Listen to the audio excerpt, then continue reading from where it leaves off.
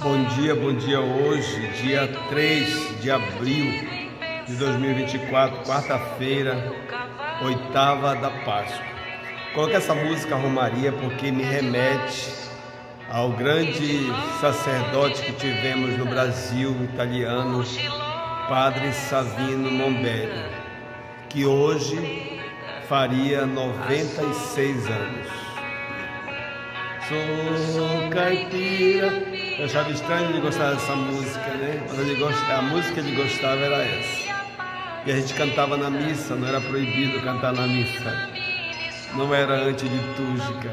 E continua não sendo. Em nome do Pai, do Filho e do Espírito Santo. Amém. Com Savino foi meu segundo pai. Ele me acolheu quando eu tinha 17 anos. Eu estava meio perdido, meio fechado, que nem um repolho. E em pouco tempo, convivendo com Savino, eu fui me descobrindo. Fui me descobrindo como gente, fui me descobrindo como cristão, eu fui me descobrindo como sacerdote. Eu fui me descobrindo na arte, na música, na fé, na alegria, na comunicação. Então eu agradeço muito a ele com seu jeito silencioso como Maria, seu jeito simples, ele conseguia fazer com que as pessoas fossem protagonistas. Obrigado, Savino Mombelli. O Evangelho de hoje, o Evangelho de Lucas 24, de 13 a 35. O Senhor esteja convosco, proclamação da Boa Nova de Jesus Cristo, segundo São Lucas. Naquele mesmo dia, o primeiro da semana, 2 dos discípulos de Jesus iam para um povoado chamado Emaús, distante 11 quilômetros de Jerusalém. Conversavam sobre todas as coisas que tinham acontecido. Enquanto conversavam e discutiam, o próprio Jesus se aproximou e começou a caminhar com eles. Os discípulos, porém, estavam como que cegos e não reconheceram. Então Jesus perguntou: que ides conversando pelo caminho? Eles pararam com o rosto triste, e um deles, chamado Cleofas, lhe disse: tu és o único peregrino em Jerusalém que não sabe o que lá aconteceu nesses últimos dias? E ele perguntou: o que foi? Os discípulos responderam: o que aconteceu com Jesus o Nazareno, que foi um profeta poderoso em obras e palavras diante de Deus e diante de todo o povo.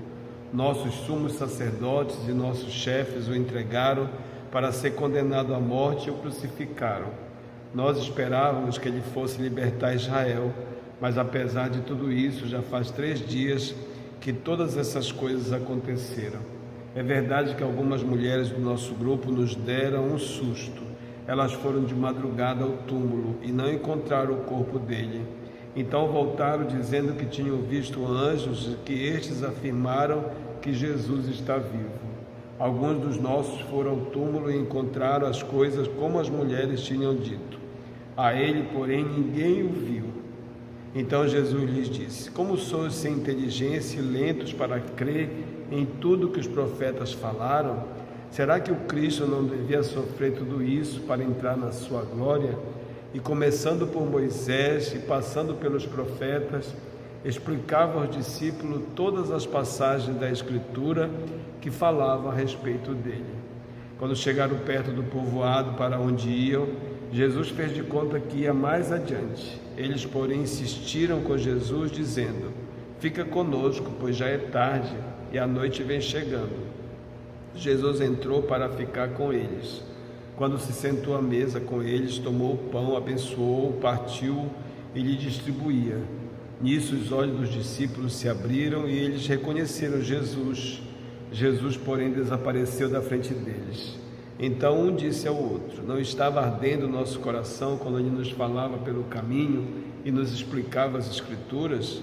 Naquela mesma hora eles se levantaram e voltaram para Jerusalém, onde encontraram os 11 reunidos com os outros. E estes confirmaram: realmente o Senhor ressuscitou, apareceu a Simão.